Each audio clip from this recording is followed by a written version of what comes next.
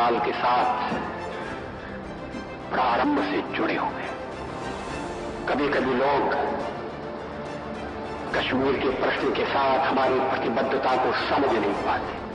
Double पे ध्यान दिया, हाथ से रुदन में, तूफानों में, अमर असंख्यक बलिदानों में, उद्यानों में, वीरानों में, अपमानों में, सम्मानों में, उन्नत मस्तक, उभरा सीना, पीड़ाओं में पलना होगा, कदम मिलाकर चलना। नमस्कार दर्शकों, कार्यक्रम रणनीति में आपका स्वागत है। और आपको पता होगा कि 25 दिसंबर को स्वर्गीय अटल बिहारी वाजपेयी जी का जन्म दिवस होता है और आज का कार्यक्रम पूरा उनको ही समर्पित रहेगा। बड़ी बात यह है कि जम्मू कश्मीर से उनका अटूट संबंध था। यूं तो समूचे देश में वो बड़े ही प्रसिद्ध थे, जुझारू नेता थे और उनको हर कोई पसंद करता था, चाहे सत्ता पक्ष का हो, विपक्ष का हो। जो बीजेपी की विचारधारा को मानता हो या नहीं मानता हो, वो भी वाजपेयी जी को हमेशा ही स्नेह और आदर पूर्वक प्रेम करता था। बड़ी बात यह है कि जम्मू कश्मीर के साथ उनका बड़ा अटूट रिश्ता था।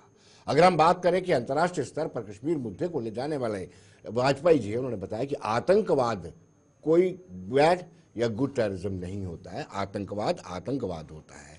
और उन्होंने अमेरिका जैसे देश को पाकिस्तान के साथ छोड़ने के लिए मजबूर कर दिया। अमेरिका फुल सपोर्ट करता था, अमेरिका हमेशा ही पाकिस्तान का समर्थन करता रहा है। और आज तो अलगाववादी नेता भी उनकी तारीफ में कसीदे पढ़ते हैं, जब उन्होंने ये कहा था, दोस्त दुश्मन बदले जा सकते हैं लेकिन पड़ोसी नहीं बदले जा सकते। उससे भी बड़ी बात यह है कि उन्होंने डोगरी को सम्मान दिया, उन्होंने डोगरी को 8वें शेड्यूल में शामिल करवाया। हालांकि उसमें बहुत सारी संघर्ष भी लगातार होता रहा, लगातार संघर्ष चलता रहा, लेकिन डोगरी को 8वें शेड्यूल में जगह देने का काम भी उन्होंने ही किया। और उनके कार्यकाल में कश्मीर में अमन आया है, इसमें कोई दो राय नहीं है। पहले टनल बंद रहती थी, जब पीडीपी और कांग्रेस की मिलीजुली सरकार 2002 में आई तो टनल रात भर खुली रहती थी। पहले 5 बजे टनल को बंद कर दिया जाता था। यानी उनका एक बड़ा रोल रहा है, उनका विजन बहुत बड़ा था। एक कवि होने के साथ साथ एक कूटनीतिज्ञ भी थे वो, और उनका योगदान जम्मू कश्मीर में बड़ा अहम रहा है। और जम्मू कश्मीर के लिए उनका स्नेह भी देखते ही मिलता था। और बड़ी बात यह है कि उनकी जो कविताएं हैं उनका डोगरी में अनुवाद, डोगरी में भी अनुवाद किया गया है। और उनकी कविताओं का डोगरी में अनुवाद करने वाले भी भारतीय जनता पार्टी के बड़े नेता चंद्रमोहन शर्मा हैं। और उन्होंने उनकी पुस्तक को उनके घर जाकर, यानी वाजपेयी जी के आवास में जाकर के वो पुस्तक उनको भेंट की थी। और जब भी वो आते जम्मू कश्मीर में तो ये चर्चा जरूर रहती।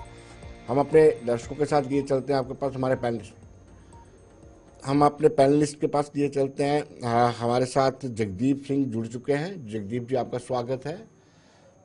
जगदीप जी, कल वाजपेयी जी की जयंती है 25 दिसंबर को, और उनका रोल वाकई में अविस्मरणीय रहा है। कांग्रेस के लोग भी, कांग्रेस के बड़े नेता भी उनको सम्मान करते हैं, क्या कहेंगे आप? विनोद जी, आपका और आपके तमाम दर्शकों का हार्दिक अभिनंदन। आज एक तरफ वाजपेयी साहब को हम याद कर रहे हैं तो दूसरी तरफ इस देश के राष्ट्रपिता महात्मा गांधी बेलगाम में कांग्रेस के अध्यक्ष बने, और ये दिन हमारे लिए भी बहुत मायने रखता है।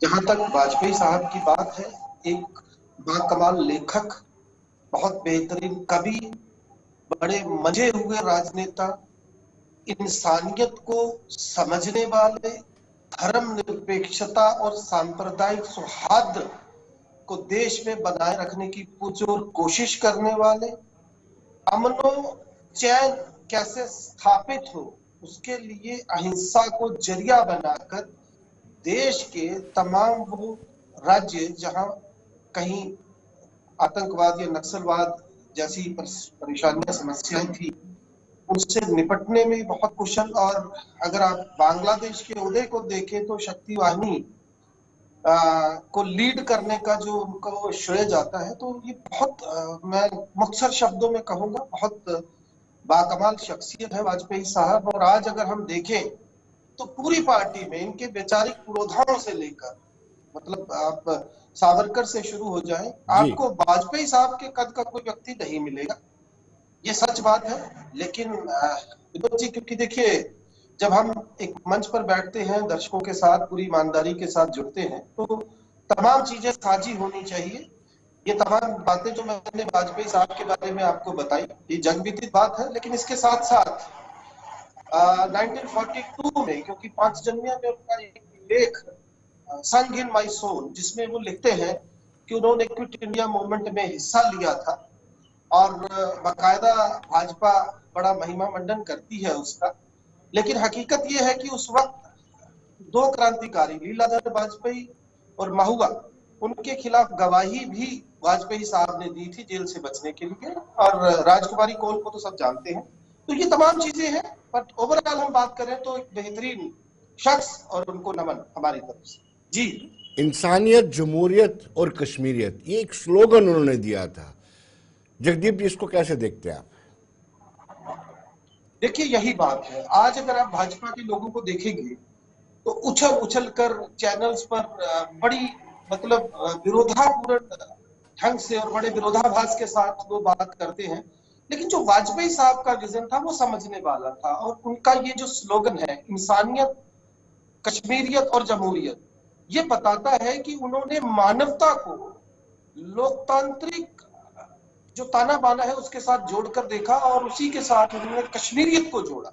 और मुझे याद है, आपको भी याद होगा, एक मर्तबा आप ही साथ थे जब आपको याद होगा मुफ्ती मोहम्मद सईद साहब, दिवंगत मुफ्ती मोहम्मद, सरकार बनाने जा रहे थे, तो हम उनसे मिलने गए थे कुछ पत्रकार, तो उन्होंने याद है तब कहा था कि भाई जब वाजपेयी साहब आए, मैं आपको याद दिला रहा हूँ, याद आ जाएगा जी आपको। जी जी, मुझे याद है, तो याद है। बहुत बड़ा हजूम था लोगों का, लोग उनको मिलने के लिए आ रहे थे, और हमने जब चौपर से बाहर निकलकर हाथ लाया तो लोगों ने बड़ा बाकमाल इस्तकबाल किया उनका। मतलब हमने खुद सुना है बकौल दिवंगत मुफ्ती मोहम्मद सईद वाजपेयी साहब की तारीफ, तो निश्चित तौर पर एक बड़े अच्छे नेता थे। पर जो 2 बातें मैंने बताई हैं वो भी उनके व्यक्तित्व से जुड़ती हैं, उनसे इनकार नहीं किया जा सकता।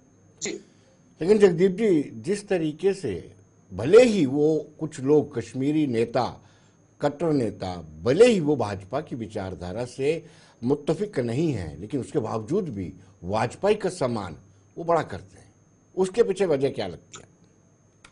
देखिए स्वाभाविक सी बात है विनोद जी, मैं व्यक्तिगत तौर पर चाहे वो सैयद अली शाह गिलानी हो, यासिन मलिक हो, या तमाम अलगाववादी नेता हो, उनसे मिले हैं। मीरवाज उमर फारूक से आप जब मिलेंगे, वो उनके वालिद का जो आप देखेंगे किस तरीके से उनके जनाजे के साथ कैसे पेश आई तब की सरकार, ये तमाम चीजें उनके मन में कहीं ना कहीं क्रोध और आक्रोश तो था ही, लेकिन वाजपेयी साहब वो मरहम लेकर आए थे जो आज भी उन लोगों को याद आता है, और निश्चित तौर पर वो इस देश के भाजपा की तरफ से पहले प्रधानमंत्री थे, और करीब करीब अगर ये 2 बातें जो मैं जिक्र कर रहा था इनको छोड़ दे तो उनका पूरा व्यक्तित्व और जीवन जो है वो बेहतरीन तरीके से गुजरा है। और आज भी अगर हम देखें तो उनके समकक्ष एक नितिन गडकरी कहीं थोड़ा बहुत खड़ा होते हैं, तो उसके अलावा आपको कोई वैसा नेता मिलेगा नहीं जो इतनी शालीनता, इतनी धर्मनिरपेक्षता और इतने संयम के साथ पूरे देश को, मतलब वो जो उनके वैचारिक पुरोधाम की जो एक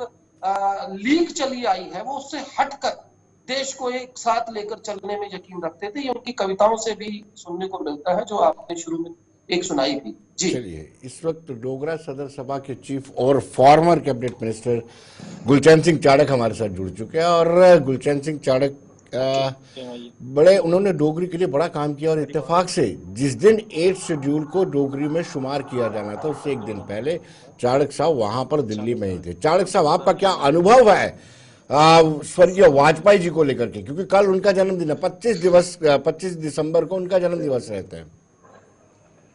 देखिए बात यह है कि सबसे पहले तो मैं इस महान दिवस की सबको, सारे समाज को, सारे भारतवासियों को बहुत बहुत मुबारक और शुभकामनाएं देना चाहता हूँ। आज के दिन ऐसी शख्सियत का जन्म हुआ था जिन्होंने अपनी सिर्फ जम्मू कश्मीर, सिर्फ हिंदुस्तान, पूरा भारतवर्ष जो है इसकी तारीख के अंदर नहीं बल्कि दुनिया की तारीख के अंदर अपने निशान छोड़े। मैं उनसे बड़ा मुतासर रहा हूँ। मैं आपको बताऊं कि 90s की बात है जी, जब पूरे यहाँ पर हालात बड़े खराब थे जम्मू कश्मीर के अंदर, और ख़ासकर पुंछ राजौरी के अंदर। तो उस वक्त हमने एक रोल अदा किया था, जम्मू महासभा बनी थी, डोगरा सदर सभा। हम आए और वाजपेयी जी से जब मिलना हुआ, दिल्ली के अंदर हम मिलने गए थे, तो जिस तरीके से उन्होंने हौसला अफजाई किए, खुश हुए, एक तो वो मुझे दिन नहीं भूलता।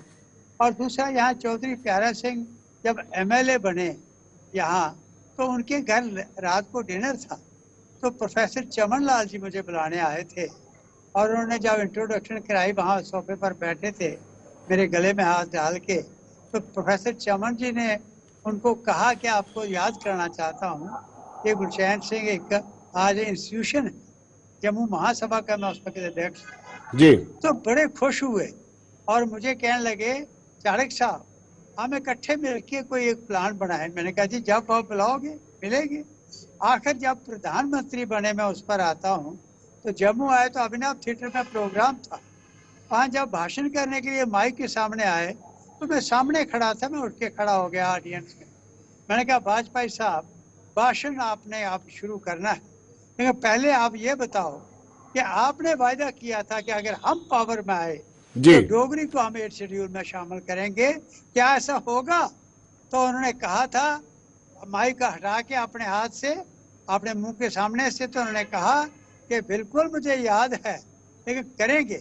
पर उसके बाद फिर एक वक्त आया कि जब ये दिसंबर की बात है 2003 की, नहीं हो रही थी भाषा के 8वें शेड्यूल में, तो यहाँ से 500 डोगरा सदर सभा के कारकुन पगड़ियाँ और चूड़ीदार पजामे पहन के दिल्ली पहुंचे। वहाँ हमने जंतर मंतर पर धरना दिया। डॉक्टर करण सिंह, पद्मा साईदेव और ये हमारे प्रोफेसर चमन लाल ये भी आके शामिल हुए।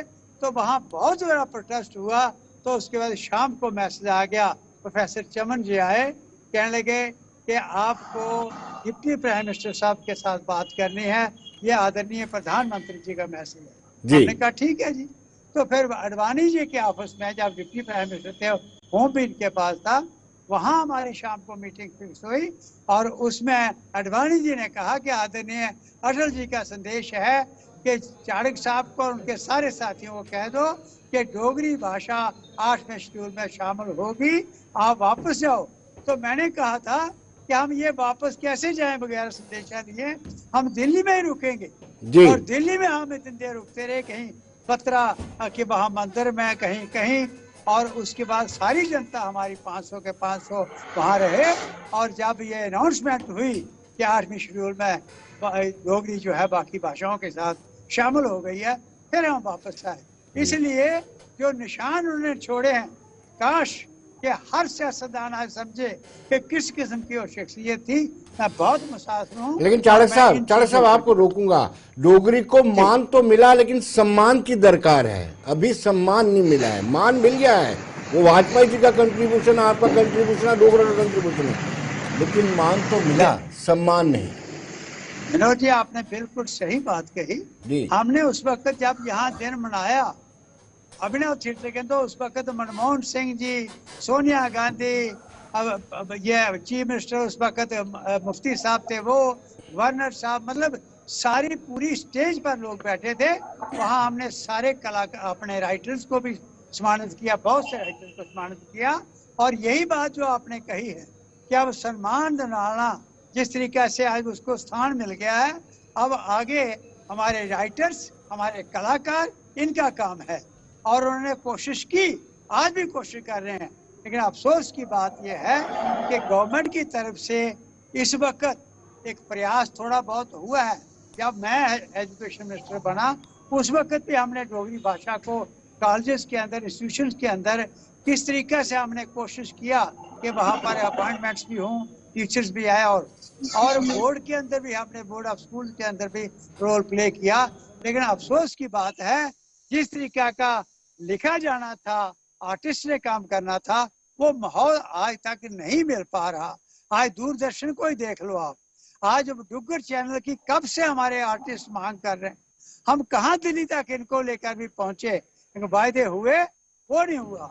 आज पीओजेके में हमारे लोगों के साथ, उनके साथ डायलॉग चलता रहा। पीओजेके के अंदर लोग वो डोगरी बोलते हैं, मैक्सिमम परसेंटेज वहाँ डोगरास की है, उनके पास वो नहीं पहुंचता जो यहाँ पर एक मैसेज पहुंचना चाहिए। तो आज बिल्कुल आपने ठीक कहा, इसको सम्मान भाषा को तब मिल सकता है जी। आज जो चैनल्स जी। जिस तरीके से कशीर चैनल है बाकी है होना चाहिए, और डोगरी खबरें और इसको स्थान मिलना चाहिए। खबरें हैं, थोड़ा सा समय मिल रहा है, लेकिन जिस तरह समय मिलना चाहिए वो नहीं मिल रहा। राइटर्स को भी अपील करूंगा, सब सिंगर्स को, कलाकारों को अपील करूंगा कि आप इसमें चलिए चाणक्य साहब आप बने रहिए। वरिंदर सोनू जी हमारे साथ जुड़ चुके हैं। वरिंदर सोनू जी, जब भी आप बात चलती है कि आपने भाजपा के साथ हाथ मिलाया, तो आप कहते हैं कि ये हमने वाजपेयी वाली भाजपा से हाथ मिलाया था जब सरकार बनाई थी। क्या वाकई में वाजपेयी का कितना बड़ा कद है आपकी नजर में? जी वरिंदर सोनू जी। देखिए विनोद जी, सबसे पहले तो आपका शुक्रिया कि आपने अटल बिहारी वाजपेयी साहब जो हमारे प्राइम मिनिस्टर रहे हैं, उनके जन्मदिन जो कल आ रहा है उसके ऊपर आपने एक प्रोग्राम रखा है। जी देखिए, अटल बिहारी वाजपेयी साहब जो थे वो एक पार्टी के नेता नहीं थे। उनकी जो विचारधारा थी, जो उनकी शख्सियत थी, जो उनका कामकाज करने का तरीका था, वो पार्टी लेवल से उठकर बात करते थे। और वाकया में अगर हमने उस वक्त 2002 में जो सरकार मुफ्ती साहब ने बनाई, जिसमें 16 एमएलए हमारे बने जी और 20 एमएलए कांग्रेस के थे जी, और एक ही एमएलए भारतीय जनता पार्टी का जीता था नगरोटा से। लेकिन अटल बिहारी वाजपेयी साहब ने मुफ्ती साहब को पूरा मौका दिया कि आप जम्मू कश्मीर के मसले का हल कीजिए, मैं आपके साथ हूं। ये था उनका, मैं कहता हूं व्यक्तित्व की बात हम करते हैं, ये थी उनकी पर्सनैलिटी, ये थी उनकी सोच।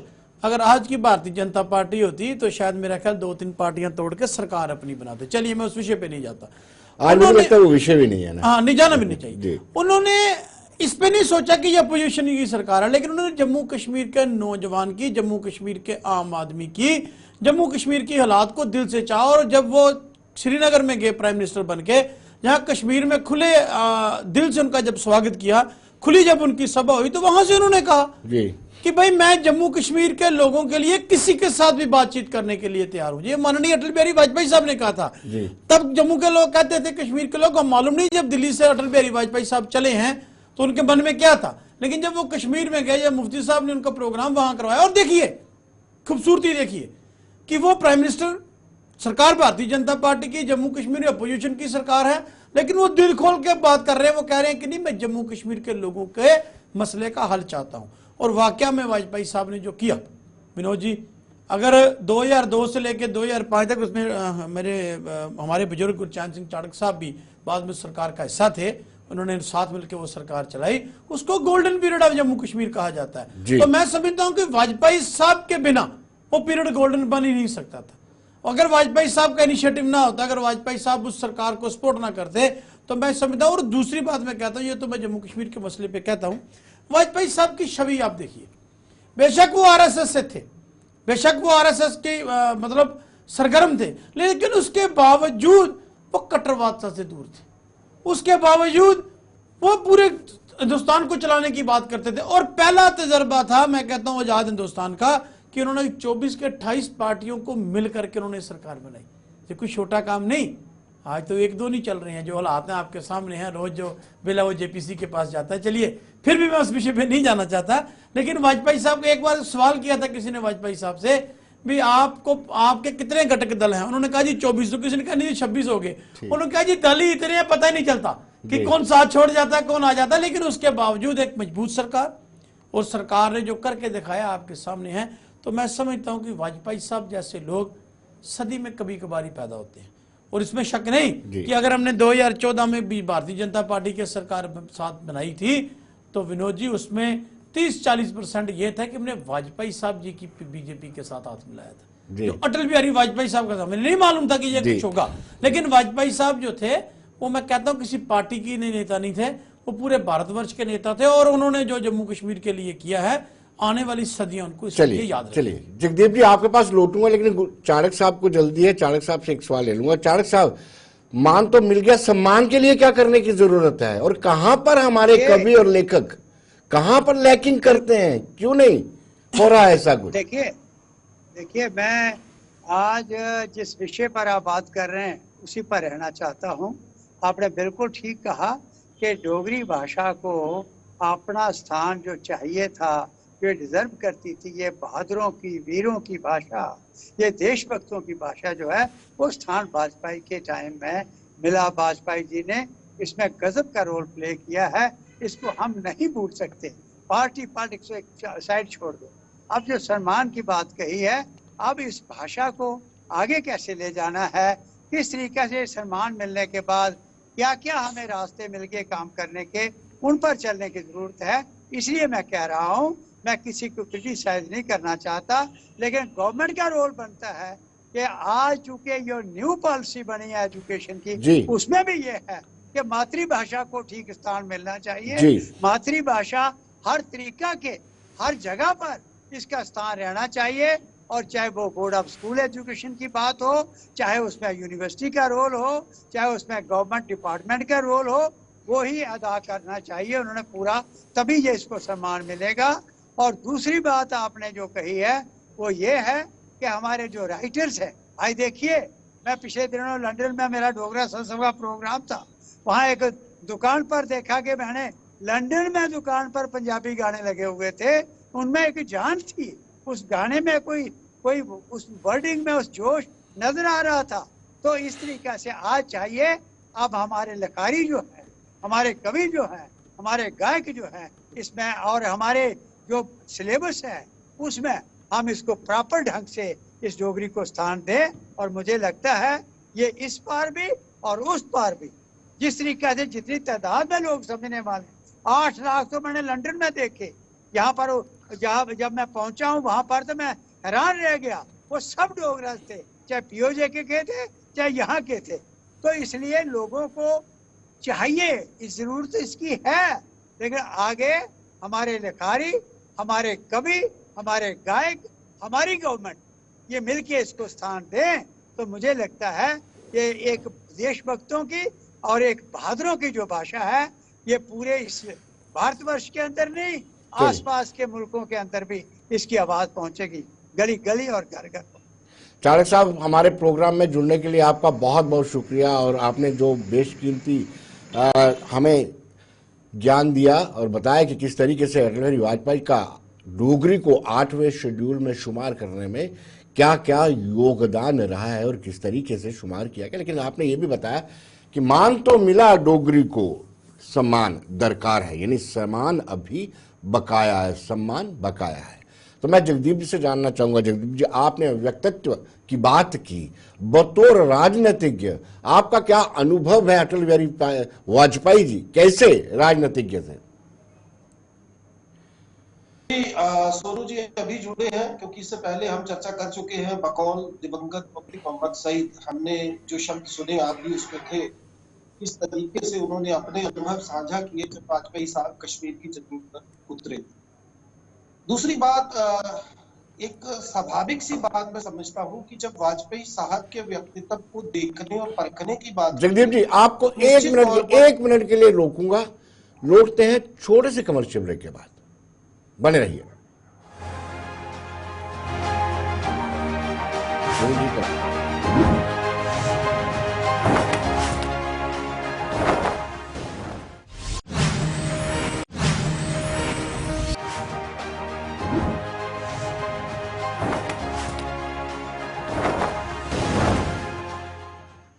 ब्रेक के बाद एक बार तो फिर स्वागत है, और मैं जगदीप जी से पहले भी सवाल पूछा था कि आपने व्यक्तित्व की बात की, बतौर पॉलिटिशियन वाजपेयी जी कैसे थे, उस पर आप बताएं। जी विनोद जी, मैं वही बात करने जा रहा था, और उसको मैंने एक चीज कहना चाहूंगा, क्योंकि जब आप किसी व्यक्ति विशेष की समूचे जीवन को देखते हैं, आकलन करते हैं, तो उस संस्थान के साथ तुलनात्मक ढंग से तो देखना ही पड़ेगा जी। तो सबसे पहले मैं आपको वाजपेयी साहब का एक संस्मरण याद दिलाता हूँ, बकौल वाजपेयी साहब, कि जब वो प्रधानमंत्री बने तो वो अक्सर कहते हैं कि मैं जाता था जब संसद के अंदर से, तो वहां पर पंडित जी की एक बहुत बेहतरीन किस्म की आदम का तस्वीर लगी हुई थी, लेकिन एक दिन वो कहते हैं कि मैं जब गया तो मुझे वो तस्वीर नहीं दिखी। तो वाजपेयी साहब ने इस बात को इतनी संजीदगी से लिया कि उसी वक्त जो एडमिनिस्ट्रेशन के लोग थे जो देख रहे थे पार्लियामेंट को, उनको बुलाकर उनकी क्लास लगाई और पंडित जी की तस्वीर दोबारा लगाई। ये उनके जीवन का एक पहलू। अब मैं जरा थोड़ा सा और आगे ले जाता हूँ आपको। देखिए, वाजपेयी साहब जैसे मैंने पहले कहा, बाकमाल लेखक है, कवि, कैसे थे इसकी तो कोई मतलब भूमिका की जरूरत नहीं। मजे हुए राजनेता थे, इंसानियत पर यकीन करने वाले व्यक्ति थे, मानवता को मानने वाले व्यक्ति थे, धर्मनिरपेक्षता और सांप्रदायिक सौहार्द को कैसे बनाया रखे जाना चाहिए इस देश के अंदर, वो उन्होंने हमें दिखाया। लेकिन उसके अलावा बहुत सारी चीजें ऐसी हैं उनके जीवन की जिन पर बात होनी चाहिए। मसलन जैसे मैंने ये तस्वीर का जिक्र किया, और आज आप देखिए उसी संसद में गांधी जी की प्रतिमा हटा दी। आज जो हालात है उनकी तुलना में जब आप देखते हो तो वाजपेयी साहब के कद के मुताबिक मुझे भाजपा में कोई ऐसा नेता जो है वो नहीं दिखता है। और मैं बिना लाग लपेट के ये कहना चाहूँ, वो ठीक है बलराज मधोक साहब ने जिंदगी का सफर में क्या आरोप लगाए, उस हत्या को लेकर मैं उसकी बात नहीं करता हूँ। मैंने वो 1942 वाला किस्सा भी हम छोड़ देते हैं, वो जो गवाही वाला मसला है, या राजकुमारी कौल वाली भी बात हम छोड़ देते हैं। तो ओवरऑल अगर हम बात करते हैं उनके व्यक्तित्व की, तो वो एक ऐसे नेता थे जिनको सत्ता पक्ष तो तस्लीम करता ही था, अपितु विपक्ष ने भी पूरा सम्मान दिया। और ये सच बात है कि वाजपेयी साहब की अगुवाई पे इस देश ने सफलता के कई सोपान तय किए हैं। और वैसी अपेक्षा हमेशा से इस देश की रही है कि जिस संस्थान से वो आए थे, जिस रणनीति को लेकर, जिस दृष्टिकोण को लेकर, जिस वैचारिक सोच को लेकर उन्होंने इस देश को आगे बढ़ाया, वैसी तवक्को कम से कम मौजूदा निजाम से हम नहीं कर। जी चंद्रमोहन जी हमारे साथ जुड़ चुके हैं। वाजपेयी जी की कविताओं को डोगरी में इन्होंने अनुवादित किया था, इनको बड़ा बड़ा सौभाग्य प्राप्त हुआ है और ये काफ़ी करीबी माने जाते हैं। ये कविता देखिए, ये पुस्तक जो वाजपेयी जी को इन्होंने दी थी वो साफ सामने नजर आ रही है। चंद्रमोहन जी, आपका अनुभव क्या कहता है? वाजपेयी जी से आपकी निरंतर मुलाकात होती। जी, भारत रत्न अटल बिहारी वाजपेयी एक कवि तो थे ही, जैसा बताया गया, एक राजनेता थे, एक सघन राष्ट्रवादी थे और मानवतावादी थे और बड़े खुले दिल के व्यक्ति थे। उनकी जीवन की बहुत सी पहलू सामने लाए हैं, मैं भी लाऊंगा। लेकिन जम्मू कश्मीर में वो एक ऐसे नेता थे जो जम्मू कश्मीर के लोगों में उतरे हुए हैं। जो भारतीय जनता पार्टी के लोग हैं वो तो उनको मानते हैं, जो अन्य पार्टी के लोग भी हैं वो भी बार बार वाजपेयी का दृष्टिकोण, वाजपेयी का नजरिया जो है जम्मू कश्मीर के बारे में, उसका जिक्र करते हैं। तो ये मैं समझता हूँ कि जिस राजनीति से हम जुड़े हुए हैं उस राजनीति के सभी राष्ट्रीय नेताओं में सबसे ज्यादा, अगर कश्मीर में भी, लद्दाख में भी, जम्मू में भी जिसकी स्वीकारोक्ति है वो वाजपेयी जी हैं। वही उनका खुला दिल और सबको साथ लेने की जो उनकी मंशा रहती थी, जुड़ जाते थे हर एक व्यक्ति से, ये उनके गुण थे। जम्मू कश्मीर के साथ उनका भी बड़ा लगाव था। हम लोग एक बार उनके घर में मिलने गए, काफी लोग थे, तो कुछ लोग भावुक होके नारे लगाने लगे। मैंने समझा कि यहाँ इंटरनेशनल मीडिया भी सामने खड़ा होता है तो प्रधानमंत्री आवास पर नारे नहीं लगाने चाहिए। तो मुझे कहने लगे कि जम्मू कश्मीर के लोगों को कह देना। मैंने सोचा वो नाराज हो गए। कहते नाराज नहीं हुआ मैं, सबको कह देना कि मैं अपने जीवन काल में जम्मू कश्मीर की समस्या का हल करके ही जाऊंगा। खैर वो उनका पूरा हो नहीं पाया उस समय, लेकिन बड़ा कंसर्न रखते थे जम्मू के साथ, डोगरी के साथ, और डोगरी भाषा में कई बार वो भाषण करते हुए हमारी कविताएं जम्मू की, डोगरी की बात करते थे। और आज के परिप्रेक्ष्य में यह कहूँ तो जब कश्मीर सेंट्रिक पार्टियां भी उनका नाम लेती थी, उन्होंने जो ये कहा था कि जम्मू कश्मीर में हम सब किसी से बात करने को तैयार हैं, उसमें दायरा ये रहेगा इंसानियत, कश्मीरियत और जमहूरियत। अब लोग कहते हैं कि वो कहते थे, लेकिन इंसानियत उस समय कहाँ थी जब मासूम लोगों को वहाँ से निकाला गया, पत्थर मारे जाते थे और सिक्योरिटी फोर्स पर हमले होते थे, मासूम लोगों पर हमले होते थे। तो वो इंसानियत नहीं थी। जिस इंसानियत का अंदाजा अटल जी ने कहा था, ये वो इंसानियत नहीं थी। अटल जी चाहते कि इंसानियत हो जिसमें सबको आराम से रह सकें। ऐसे ही कश्मीरियत जो है वो भी शांति का एक पैगाम है, कश्मीर के अंदर अमन की सभ्यता है, तो वो उसी को चाह रहे थे और जमहूरियत वो चाहते ही चाहते थे। इसलिए कई लोग अलग से मतलब निकालते हैं और उनकी इस भाषा में, इस टर्मिनोलॉजी में कभी भी उन्होंने उग्रवाद को या अलगाववाद को पसंद नहीं किया। कट्टर राष्ट्रवादी थे। उनकी कविताओं से देख लीजिए। और जम्मू के लिए जब उनकी कविताओं का मैं अनुवाद कर रहा था, एक कविता ये भी थी कि जम्मू की पुकार, मैंने उसका अनुवाद जम्मू दी पुकार करके किया है। जम्मू के अंदर जो दमन चल रहा था समय तत्कालीन सरकार की ओर से, उसके बारे में बड़ी चिंता व्यक्त की उन्होंने कि किस प्रकार लोगों को दबाया जा रहा है, राष्ट्रवादी लोगों को दबाया जा रहा है। तो वो राष्ट्रवादी लोगों का हमदर्दी रखते थे, जो राष्ट्रवाद की मेन धारा में नहीं चल रहे उनके लिए भी उनके दिल के रास्ते खुले थे।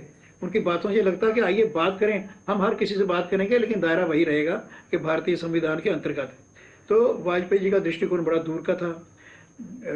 यूएनओ में सबसे पहले हिंदी में भाषण वाजपेयी जी ने किया। जी, तो राष्ट्रवाद जो है, राष्ट्रभाषा के प्रति जी कवि तो थे ही, लेकिन वहां जाकर पहली बार हिंदी बोली। तो बार बार वो एक प्रखर राष्ट्रवादी और दूरदर्शी और सबको साथ लेने वाले नेता थे। जैसे उन्होंने बताया कि नेहरू जी की चित्र जब हटाया गया तो उन्होंने इस बात की चिंता व्यक्त की। वो एक ऐसे विरोधी पक्ष के नेता भी रहे जो सत्ता पक्ष को भी स्वीकार्य था। और यूएनओ में जब एक डेलीगेशन भेजना था, नरसिम्हा राव साहब की सरकार थी, तो उन्होंने वाजपेयी जी के नेतृत्व में वहाँ जो डेलीगेशन भेजा, तो उनके राष्ट्रभक्ति, देश के प्रति उनकी वफादारी, उस पर कोई कभी प्रश्न नहीं आया, इसीलिए उनको वहाँ भेजा गया। अब उनका जन्मदिन है 25 दिसंबर को जी। सौभाग्य से आज ही दूसरे भारत रत्न मदन मोहन मालवीय जी का भी जन्मदिन है। मैं सोचता हूँ कि दो महापुरुष, दो भारत रत्न एक ही दिन पैदा हुए, बड़ा सौभाग्य है। जब वाजपेयी जी को याद करते हैं तो मदन मालवीय जी को भी याद करते हैं, जो अपने समय के प्रखर राष्ट्रवादी नेता रहे हैं। सोनू जी से जानना चाहते हैं, सोनू जी तक उनको सोनू जी मानते थे।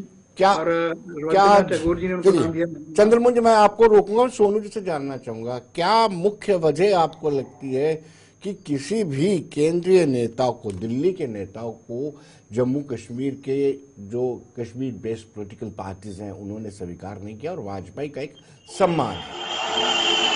देखिए, इसमें एक बड़ी बात है ना कि जो वाजपेयी साहब की जीवन शैली कह लीजिए, जो वाजपेयी साहब का जम्मू कश्मीर के लोगों के प्रति स्नेह था, प्रेम था, जैसे चंद्रमोहन जी ने बताया कि वाजपेयी साहब चाहते थे कि मैं अपने जीवन काल के दौरान जम्मू कश्मीर की समस्या का हल करूं जी, और उनकी निष्ठा थी, नियत थी।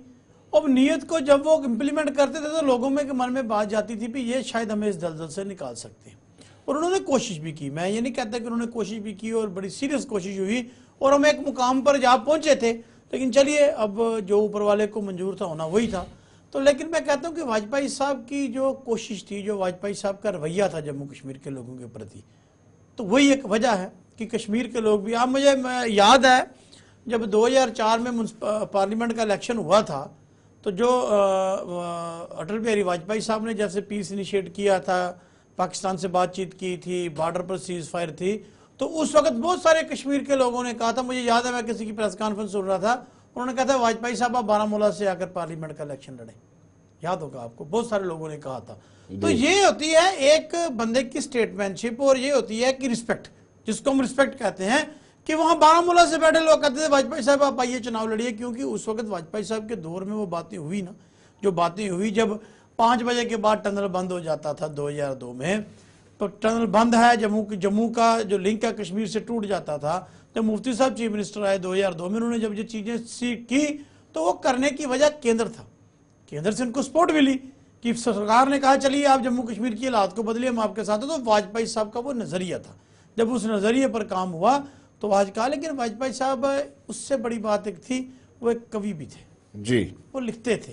वो जो कवि होते हैं वो अपनी दिल की बात जो होती है वो कलम के द्वारा कह देते हैं, और लोगों के मन में एक बात थी। और वैसे भी इस भारतीय जनता पार्टी को बनाने में वाजपेयी साहब का बहुत बड़ा रोल है जी। अडवाणी जी और वाजपेयी साहब ने तो जो भारतीय जनता पार्टी बनाई, 2 मेंबर पार्लियामेंट से वो सरकारों पर लेके आए। अब चलिए बनी बनाई मिल गई, फिर उन्होंने जो किया जैसा किया वो हम सब के आपके सामने है।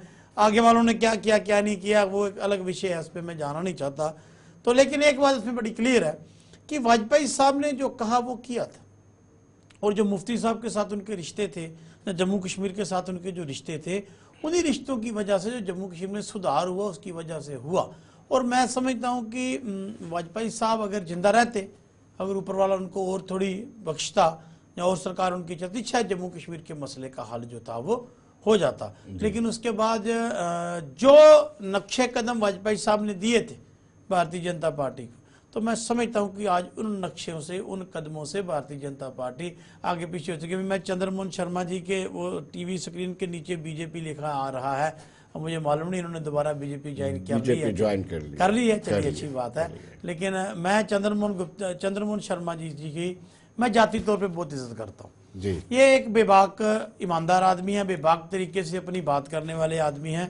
और बहुत सारी डिबेटों में जब हम इनसे मिलते हैं, आमतौर पे भी किसी सामाजिक कार्यक्रम में मिलते हैं, बाहर शहर में भी, तो उस वक्त भी इनकी जो बात होती है वो जम्मू के हित में होती है, जम्मू के लोगों के हित में होती है। और जो हमें बहुत दफ़ा कहते हैं कि पार्टी पॉलिटिक्स के ऊपर उठ के जम्मू के हित की बात किया कीजिए, तो मैं समझता हूँ कि आज चलिए बहुत दिनों के बाद चंद्रमोहन जी से भी आज मुलाकात चैनल पर हो गई है, क्योंकि ये कवि भी हैं और उन्होंने किताबें भी लिखी हैं। तो मैं समझता हूँ कि वाजपेयी साहब की जो छवि थी उसको पूरे देश को समझने की जरूरत है, और खास तौर पर भारतीय जनता पार्टी को उनसे सीख लेनी चाहिए।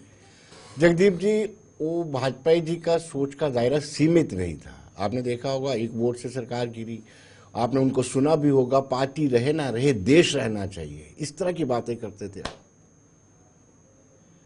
विनोद जी, मैं आपको कुछ और घटनाएं आपकी संज्ञान में और आपके दर्शकों के नोटिस में लाना चाहता हूँ। पहली मर्तबा जब वाजपेयी साहब देश की संसद में गए तो बड़े अभी कम उम्र थे और नौजवान थे। नेहरू जी के साथ जो उनका संवाद था वो बड़ा काबिले जिक्र है जी। उसके बाद ये वाजपेयी साहब थे जिन्होंने स्वर्गीय श्रीमती इंदिरा गांधी को दुर्गा का अवतार बताया। कहने का तात्पर्य ये कि एक ऐसा नेता जो पॉलिटिकल राजनीतिक राज से ऊपर उठकर सही को गलत को गलत कहने का पाता वो वाजपेयी साहब थे। आपको याद होगा जब विदेश में देश के प्रतिनिधित्व की बात आई तो विपक्ष में होने के बावजूद वाजपेयी साहब को भेजा। आपको याद होगा जब मैंने पहले भी कहा बांग्लादेश का जन्म अभी हुआ था, आधी रात को देखिए कैसे नेता थे तब। स्वर्गीय श्रीमती इंदिरा गांधी जी ने वाजपेयी साहब को कॉल किया, ये उनके संस्मरणों में है और ये भाजपा के लोगों को पढ़ना चाहिए। आर्मी के ट्रक में बैठकर वो गए आधी रात, तो देश की बात। तो मेरा ये कहना है आज जिस तरीके से देश की लोकतांत्रिक व्यवस्था का गला रेता जा रहा है, जिस तरीके से सरकारी एजेंसीज का बेजा इस्तेमाल इतना ज्यादा हो रहा है कि समझ में नहीं आता कि हम वाकई किसी लोकतंत्र में हैं। जुडिशरी जो है वो सवालों की जद में है। मौके के जज, वर्किंग जज किस तरीके की स्टेटमेंट्स देते हैं, जो अध्यात्म से जुड़े हुए स्वयंभू आचार्य और स्वामी हैं, उनके बयान कितने जहरीले हो चुके हैं। नौबत तो ये आ गई कि मोहन भागवत सरीख के नेता को आज उन्हीं के पैदा किए हुए भस्मासुर जो है वो सोशल मीडिया पर सवाल डाल रहे हैं। तो ऐसी परिस्थितियों में जब हम वाजपेयी साहब के कार्यकाल की कल्पना करते हैं या उसे याद करते हैं तो मैं समझता हूं, मैं फिर से कह रहा हूं, मैंने वो 3 घटनाओं का जिक्र आज करना नहीं चाहिए, मैंने सरसरी आपको बता दी वो भी उनके जीवन से जुड़ी है। लेकिन उसके अलावा अगर वाजपेयी साहब के हम समुच्चय व्यक्तित्व की बात करें तो उसका सानी भाजपा में कम से कम कोई और नहीं है, और मुझे लगता भी नहीं कि ऐसी कुवत किसी ऐसे नेता में है। हाँ, नितिन गडकरी साहब को आप ऐसा कह सकते हैं कि उनमें थोड़ी सी छवि उनकी दिखती है, या प्रमोद महाजन का भी एक वो रहा। लेकिन बाकी अगर आप कहो कि उनके कद का कोई नेता, आप अडवाणी जी को भी उनके समकक्ष खड़ा करके देख, तो वो मुझे नहीं लगता कि वाजपेयी साहब के उस किरदार को, उस मयार को छूने वाला कोई नेता जो है वो कम से कम भाजपा में ना पहले था ना आज है, भविष्य का मुझे पता नहीं। चंद्रमोहन जी, जम्मू कश्मीर के परिप्रेक्ष्य में कोई ऐसा एपिसोड वाजपेयी साहब का जो आपके सामने हुआ हो, कुछ जनता को बता दीजिए, दर्शकों को बता दीजिए। मैं सुन नहीं पाया, क्या बोला आपने? जम्मू कश्मीर के परिप्रेक्ष्य में कुछ ऐसी घटना जो वाजपेयी जी के सामने हुई हो, जो वाजपेयी जिसका आप जिक्र करना चाहें, जो दर्शकों को आप बताना चाहें। उन्हीं दिनों उनके प्रधानमंत्री कार्यकाल में अखिल भारतीय विद्यार्थी परिषद ने लाल चौक में झंडा चढ़ाने के लिए अपने नौजवानों को लेके आए। जब वो वापस आए लाल चौक से तो अटल जी यहीं पे थे, गेस्ट हाउस पे। जैसे आपने बताया मेरा काफ़ी लगाव था उनके साथ, वो जम्मू आते थे तो मेरे साथ ही रखते थे। तो विद्यार्थी परिषद के कार्यकर्ताओं ने बड़े अपने अभिमान से उनको कहा कि हमने रास्ते में जो उर्दू में लिखे हुए बोर्ड थे वो तोड़ दिए। इतनी डांट लगाई अटल जी ने और कहा कि भाषाओं से हमारी लड़ाई नहीं है, उर्दू भी इस देश की भाषा है और हमारी भाषा है। आप ये जो बात कर रहे हैं ये संकीर्णता की बात है, सभी देश की भाषाएं अपनी भाषाएं हैं। तो गेस्ट हाउस में मेरे सामने जो उन्होंने इस प्रकार से डांट लगाई कि आप बड़े फख्र से कह रहे हैं उर्दू वाले कौन है, वो पाकिस्तानी है, हमारे देश के लोग हैं और उर्दू को साथ लेके चलना है। तो भाषाओं के बारे में उनका दृष्टिकोण था। मैं सोच रहा था कि आज के जो अवसर है इसमें अटल बिहारी वाजपेयी जी के जीवन पर और उनके दृष्टिकोण पर, नजरिए पर ही बात होती। छोटी मोटी राजनीति खींचने की बीच में ज़रूरत नहीं थी, क्योंकि जब वाजपेयी जी बात कर रहे हैं उन्हें ज़िंदगी में कभी छोटी राजनीति नहीं की, सबको साथ लेके चले। और जब उनको 13 दिन की सरकार बनी, उससे पहले वो जम्मू आए थे जी। और मुझे दिमाग में ये बात, एक विश्वास था मेरा कि जो राजनेता रघुनाथ मंदिर में प्रार्थना करके जाते हैं, उनको मान्यता देते हैं, तो उनको राजनीति में सफलता मिलती है। जब तक हमारे राज परिवार जम्मू कश्मीर का रघुनाथ मंदिर की पूरी तरीके से मान्यता करता था और रोज राज्य जाते थे, तब तक उनका राज्य यहाँ बड़ा अच्छा चला। ये मेरे मन का अपना उद्गार है जी। तो मैंने कहीं लिखा भी है ये। तो मैंने वाजपेयी जी को कहा कि आप प्रधानमंत्री बनना चाहते हैं? कहते क्यों नहीं बनना चाहते। ऐसे मेरे साथ बड़ी मजाक में बात होती। तो मैंने कहा यहाँ जब राम जन्म भूमि के आंदोलन में हमारी 4 सरकारें भाजपा की सेंट्रल गवर्नमेंट ने डिसॉल्व कर दी थी, तोड़ दी थी, सभी मुख्यमंत्री बारी बारी जम्मू आए, मैं सबको लेकर रघुनाथ मंदिर गया और सब जाके दोबारा चीफ मिनिस्टर बने। मैंने उनको बात सुनाई तो कहने लगे मुझे भी ले चलो। हालांकि सिक्योरिटी वालों का आइडिया ये था कि वो सीधे उनको एयरपोर्ट पे ले जाना चाहते थे वापसी पे, और सैनिटाइज किया होता सारा रास्ता। तो सिक्योरिटी वालों से झगड़ा करके हम जबरदस्ती उनको रघुनाथ मंदिर ले गए। वाजपेयी जी भी आए और ड्यूटी से माथा टेका और एक सचिन को 500 रुपया नोट दिया कि मेरी तरह चढ़ा दो। मैंने कहा वाजपेयी जी अगर चल सके तो अंदर ज़्यादा अच्छा रहेगा कि नहीं, समय की कमी है, फ्लाइट का समय है। माथा टेके गए, 15-13 दिन की सरकार बनी। मेरा ये विश्वास था रघुनाथ मंदिर के मामले में दोबारा पक्का हुआ। उसके बाद जब मेरी दोबारा भेंट हुई तो मैंने कहा आपने दूर से 500 रुपया भेज दिया तो 13 दिन की सरकार बनी, अंदर जाके माथा टेकते तो सरकार लंबी चलनी थी। ऐसा मेरा मजाक था। दूसरी बार रघुनाथ मंदिर दोबारा आए, फिर 1 वर्ष की सरकार बनी। तो मेरा कहना था कि वो जम्मू के साथ इस तरह जुड़े थे और अपने भाषण में कोशिश करते थे कि जम्मू की बात भी लाई जाए। हम लोग उनको लेके गए, यहाँ बाई इलेक्शन था हीरानगर में, तो ठाकुर बलदेव सिंह जी, स्वर्गीय ठाकुर बलदेव सिंह चुनाव लड़ रहे थे। तो उनको जिस गांव में लेके गए वो स्वर्गीय दर्रा डोरज का गांव था मेला। तो वहाँ पुराने टाइप की सड़कें थी, डेवलपमेंट कोई हुई नहीं थी। कभी वो जीप पे बैठ जाते, कभी पैदल चलते, क्योंकि वो पुराने पत्थर लगे हुए थे, वो जीप पे बैठ के चलना मुश्किल था, जंप लगते थे। तो नीचे उतर के चलने लगे तो सांप सामने से 1-2 दिखाई दिए, फिर वापस जीप में बिठाया। तो बड़ा उनको कटाई हुई। तो मुझे कहने लगे गाँव का नाम क्या है? मैंने कहा मेला। तो फिर डोगरी पूछा कि इसके यहाँ ये कहना कि यहाँ पहुँचना, तो मैंने कहा इतने पुजना। वो दिमाग मैंने याद रखा। जैसे मेला गांव में पहुंचे तो कहना गांव का नाम मेला, इतने पुजना बड़ा चमेला। तो प्रयास करके उन्हें डोगरी का शब्द, और फिर उसके बाद मेला गांव का नाम अक्सर बोलते रहते किसी ना किसी वजह से। तो जम्मू के जीवन से, और खास करके जम्मू के साथ जो अन्याय होता था, अनदेखी होती थी, पिछली सरकारें करती थी, उसके बारे में वो बहुत बार चिंता करते थे कि बैकलॉग जो है जम्मू के साथ जो बेइंसाफी का, वो दूर करवाना है। तो उस समय बड़ा काम मिला वाजपेयी जी को और उसके बाद उनके फॉलोअर्स के। तो लेकिन हम बचपन में एक नारा लगाते थे, भारतीय जनता पार्टी की तैयारी, बच्चा बच्चा अटल बिहारी। आप मेरे विरोधी सोच के लोग तो कुछ और कह रहे हैं, मुझे आज भी लगता है कि वाजपेयी की छवि, वाजपेयी की सोच हमारे हर नेता में है, चाहे वो प्रदेशों के हैं चाहे देश के हैं। तो वाजपेयी जी दिलों के अंदर उतरे हुए हैं और भारतीय जनता पार्टी के कार्यकर्ताओं की सोच के अंदर उतरे हुए हैं। इसलिए जब दूसरी पार्टी को छोड़ के लोग आते हैं, हम गले लगाते हैं उनको, सबको साथ लेके चलना चाहते हैं।